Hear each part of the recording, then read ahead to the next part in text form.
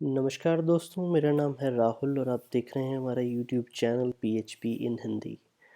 और दोस्तों, जैसा कि मैंने लास्ट वीडियो में बताया, हम लोग लेरेवल शुरू करेंगे और लेरेवल शुरू करने से पहले कुछ एक चीज़ें ऐसी हैं जो कि मैं कवर कर लेना चाहता हूं, जिनका यूज़ वो चाहे छोटी छोटी हों लेकिन उनका यूज़ लेरेवल में काफ़ी ज़्यादा होता है। और पता नहीं आप में से कितने लोगों को इन चीज़ों के बारे में पता है, कितने को नहीं है। और वो ऐसी चीज़ें हैं, जब हम लेरेवल करेंगे तो फ्रेमवर्क पे ही ध्यान रहेगा, इनकी डिटेल्स में नहीं जा पाएंगे, तो इनको मैं डिटेल्स में कवर करना चाहता हूँ। और उनमें से एक चीज़ है एनोनिमस फंक्शंस। एनोनिमस फंक्शन क्या होते हैं, ये मेरे ख्याल तो आपको पता ही होगा ज़्यादातर लोगों को, फिर भी बता देता हूँ।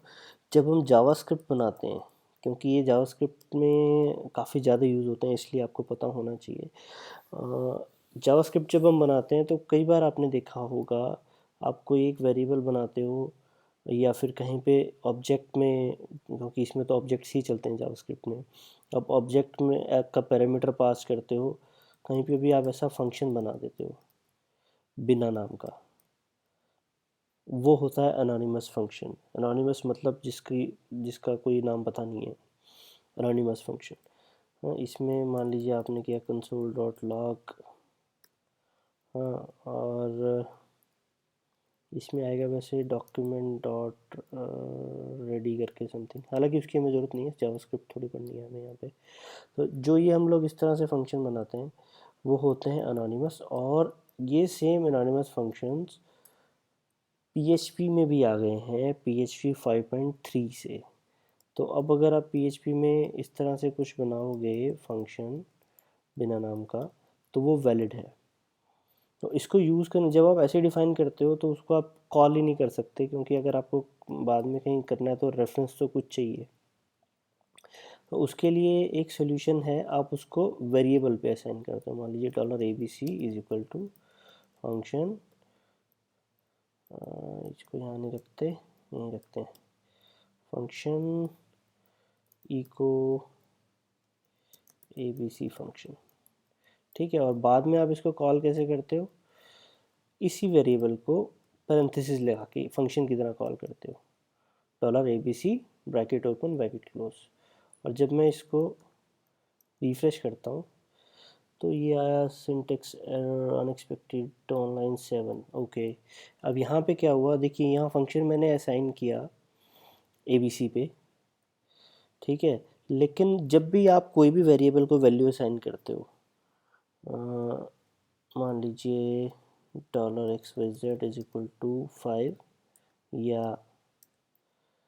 ABCDEFGH, तो आप साथ लास्ट में सेमीकोलन लगाते हो। जावास्क्रिप्ट में चल जाता है आप सेमीकोलन लगाओ या ना लगाओ, लेकिन पीएचपी में हमें मैंडेटरी होती है। तो यहाँ पे क्या होता है, जब हम लोग बेशक फंक्शन असाइन करते हैं, लेकिन जब इसकी वैल्यू जहाँ पूरी हो रही है वेरिएबल की, हमने ये असाइन करना है, तो इसके लास्ट में आपको सेमीकोलन लगाना ज़रूरी है।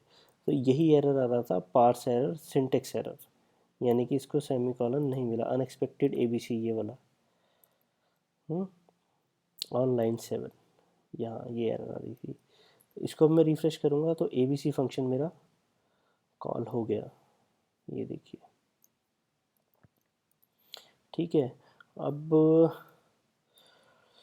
दूसरी चीज़ इसमें ये होती है, एक तो आप इसको ऐसे यूज़ कर सकते हो, दूसरा आप इसको किसी भी, जो ज़्यादातर लेवल की अगर मैं बात कर रहा हूँ तो उसमें जहाँ ज़्यादातर यूज़ होता है, आप कोई भी फंक्शन कॉल करते हो, मान लीजिए गेट है, उसमें आप एज ए पैरामीटर पास करते हो, इनको बोला जाता है लैम्बडास। मतलब वही एनोनिमस फंक्शन कह लो, लैम्बडा कह लो, या फिर क्लोजर कह लो, चीज़ एक ही है, कोई फ़र्क नहीं पड़ता, बस नाम अलग अलग है। ठीक है, वहाँ पे आप इस तरह से फंक्शन पास करते हो। वो जब ऐसी जगह पे आप कर रहे हो तो यहाँ पे आपको नाम देने की ज़रूरत नहीं है, जब आप एज ए पैरामीटर पास कर रहे हो, क्योंकि वो क्यों नहीं है वो मैं आपको आगे बताऊँगा अभी थोड़ी देर में। ठीक है, सॉरी। और ठीक है, हाँ, ऐसे ठीक है। और एक और चीज़ इसमें मैं आपको बताता हूँ, यहाँ पे आपको अगर कोई भी वेरिएबल है आपके पास, मान लीजिए XYZ is equal to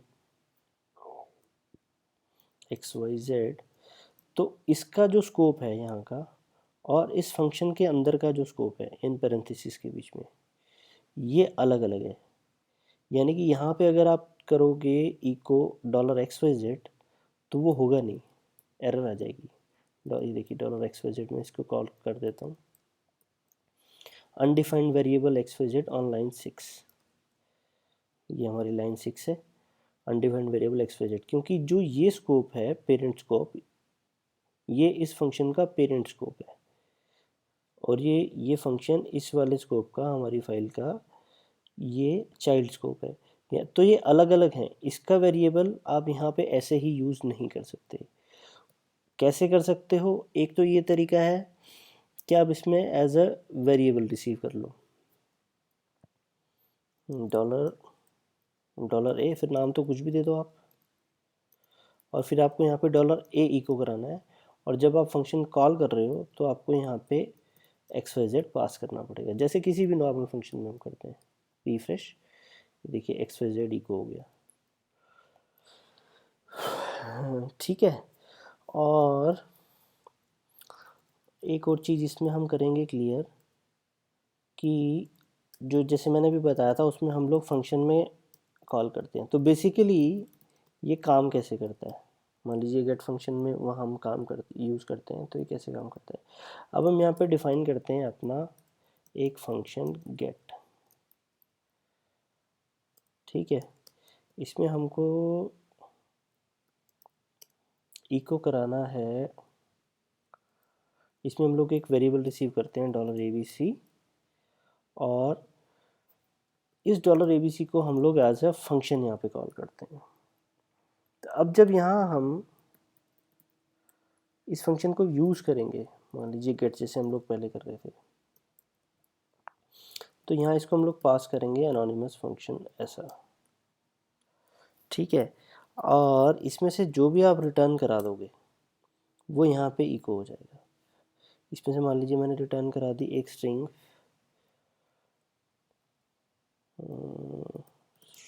from function, ठीक है, इको, तो यहाँ प्रिंट हो गया स्ट्रिंग फ्रॉम फंक्शन। एक्चुअली मुझे ये भी अभी थोड़ा सा मैं कंफ्यूज हो रहा हूँ कि आपको किस तरह से क्लियर करूँ ये चीज़ है क्या, बहुत सारी चीज़ें आपस में जुड़ी हुई हैं। तो इसमें अभी एक चीज़ और मैं डालता हूँ। चलो ये तो हो गया, यहाँ पे हमने एज ए पैरामीटर फंक्शन पास कर दिया, ठीक है। और तीसरा एक चीज़ होती है, हाँ, जो मैं स्कोप की बात कर रहा था वो तो रह गई बीच में।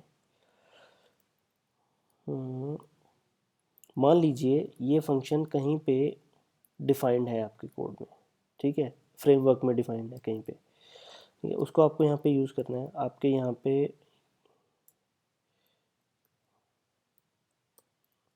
इसको मैं यहाँ एक लाइन से अलग कर देता हूँ, ठीक है। ये ऊपर वाला कोड हम थोड़ी देर के लिए भूल जाते हैं, ये कहीं पे डिफाइंड है और हमें ये गेट फंक्शन यूज़ करना है, ठीक है। और यहाँ पे हमारे पास एक वेरिएबल है जो कि मान लो या तो डाटाबेस से आया है, जिसमें वैल्यू दी हुई है वेरिएबल ABC स्ट्रिंग वैल्यू, कुछ भी वैल्यू है। लेकिन जब आप ये फंक्शन कॉल कर रहे हो गेट फंक्शन, यहाँ पे आपको एक क्लोजर पास करना है, एक एनोनिमस फंक्शन पास करना है, ठीक है। लेकिन इसमें से जो आपको रिटर्न कराना है वो आपको रिटर्न कराना है ये $ABC। तो लेकिन जैसा मैंने अभी बताया कि ये वेरिएबल आप यहाँ यूज़ नहीं कर सकते, आप इसको रन करोगे तो एरर आ जाएगी, वही एरर सेम फिर से आ रही है। तो इसको यूज़ करने का फंडा क्या है? फंडा ये है, आप यहाँ पे एक और जो इसका लैंग्वेज कंस्ट्रक्ट जिसको बोलते हैं, कीवर्ड कह लो, यूज़ यहाँ पे यूज़ करते हो, और इन ब्रैकेट्स में आप जो पास कर दोगे वो आपको यहाँ अवेलेबल हो जाएगा। $ABC मैंने कर दिया, तो ये वाला ABC हम लोग यूज़ कर रहे हैं, यूज़ करना चाहते हैं इस वाले स्कोप के अंदर, ठीक है। अब इसको रिफ्रेश करेंगे तो एरर चली जाती है, हमारा कोड रन हो जाता है वेरिएबल ABC स्ट्रिंग वैल्यू, ठीक है। समझ रहे हैं आप थोड़ा थोड़ा? और एक चीज़ और मुझे इसमें कवर करनी थी, एक और चीज़ मैं बताना चाहता था, वो ये है, मान लो कहीं पे, चलो ये चीज़ हो गया, इसको मैं हटा देता हूँ अभी यहाँ से। जब आपने ये यहाँ पे आपके पास ये वेरिएबल पहले से था जहाँ फंक्शन डिफाइन कर रहे थे, ठीक है, ABC, और आपने उसको यहाँ पे नहीं लिया, पैरामीटर में यूज़ कर लिया, ठीक है। अब यहाँ हमें फंक्शन इको नहीं कराना, इको को ऐसे इको कराना है, और यहाँ हम इसको असाइन करा देते हैं XYZ फंक्शन के ऊपर, ऐसे bracket close, sorry semi colon, bracket close हो रहा है, और इसके बाद हम इसको कॉल करते हैं अनएक्सपेक्टेड गेट, अच्छा नाम तो आएगा नहीं ना फिर उसका, refresh, variable ABC string value, ये हमारा इको हो रहा है जैसे पहले हो रहा था वैसे ही हो रहा है। लेकिन अगर यहाँ पे अब आप इसकी वैल्यू को चेंज कर देते हो, मान लो जो ये $ABC है वेरिएबल, यहाँ पे मैं फिर से बनाता हूँ $ABC अपडेटेड वैल्यू, और इसके बाद मैं फंक्शन कॉल कर रहा हूँ XYZ, तो भी ये वैल्यू चेंज नहीं होगी, पेज पे रिफ्रेश कर रहा हूँ मैं, देखिए, और यहाँ पे कोई असर नहीं पड़ रहा, वही का वही है, क्योंकि इसका मतलब ये है, जो मैं बताना चाह रहा हूँ इस चीज़ से, वो ये कि जब आप ये यूज़ करते हो तो उसकी वैल्यू यहाँ पे पास नहीं होती, यहाँ पे कॉपी हो जाती है। हालांकि ये बेसिक चीज़ें हैं जो कि C++ में हम लोग कर चुके हैं, लेकिन या तो हम भूल जाते हैं, और कुछ अब ये जैसे यूज़ या एनोनिमस फंक्शन PHP में आए भी अभी कुछ दिन हुए हैं, तो कुछ लोगों को पता भी नहीं होगा अभी। तो ये अपडेट नहीं होगी, क्यों नहीं होगी, क्योंकि ये वैल्यू कॉपी हो रही है। इसका ये कॉपी ना हो, हमें यहाँ पे अपडेटेड वैल्यू मिले जो यहाँ पे अपडेट की हुई है, उसके लिए हम क्या करते हैं, जैसे हम C में करते थे, पॉइंटर पास करते थे, है ना, और इसमें क्या बोलेंगे, रेफरेंस, चीज़ वही है, पॉइंटर ही पास हो रहा है, बैकग्राउंड में PHP पॉइंटर ही पास कर रही है, क्योंकि PHP खुद C में बनी हुई है। तो वो उसके लिए हम यहाँ पे लगाते हैं %। अब जब आप इसको पास कर रहे हो, इसको बोलते हैं reference by, sorry pass by reference. एक होता है पास बाय वैल्यू, जो अभी हम पहले कर रहे थे, नॉर्मली कॉपी कर रहे थे, वैल्यू उसमें पास कर रहे थे, और दूसरा अब हम पास कर रहे हैं रेफरेंस, यानी कि इस वेरिएबल की लोकेशन हम लोग पास कर रहे हैं। वेरिएबल की वैल्यू कॉपी नहीं हो रही है, वही रहेगी, लेकिन मेमोरी का एड्रेस, अगर आप C को जाओ पीछे तो मेमोरी का एड्रेस होता था, वो हम लोग पास कर रहे हैं, तो वही मेमोरी रीड करके ये इको कराएगा। जब हमने यहाँ पे उस एड्रेस पे वैल्यू चेंज कर दी और उसके बाद फंक्शन कॉल करेंगे, तो नई वाली वैल्यू हमारे को यहाँ पे डिस्प्ले होनी चाहिए, और वो हो रही है, देखिए अपडेटेड वैल्यू चेंज हो गया। ये दो तीन चीज़ें हैं इसकी एनोनिमस फंक्शंस की, जो आपको क्लियर होनी चाहिए, क्योंकि जैसे पहले मैंने बताया, जब हम अभी रूट डिफाइन करेंगे गेट का पहला पहला, तो उसमें मान लीजिए यहाँ पे आपने एडमिन दे दिया, और उसमें आप सेकंड पैरामीटर पास करते हो एक क्लोजर फंक्शन, और अगर आपको तब ये क्लियर ही ना हो कि क्लोजर फंक्शन है क्या, तो लेरेवल तो आपको क्या समझ में आएगा जब आपको यही चीज़ नहीं पता होगी।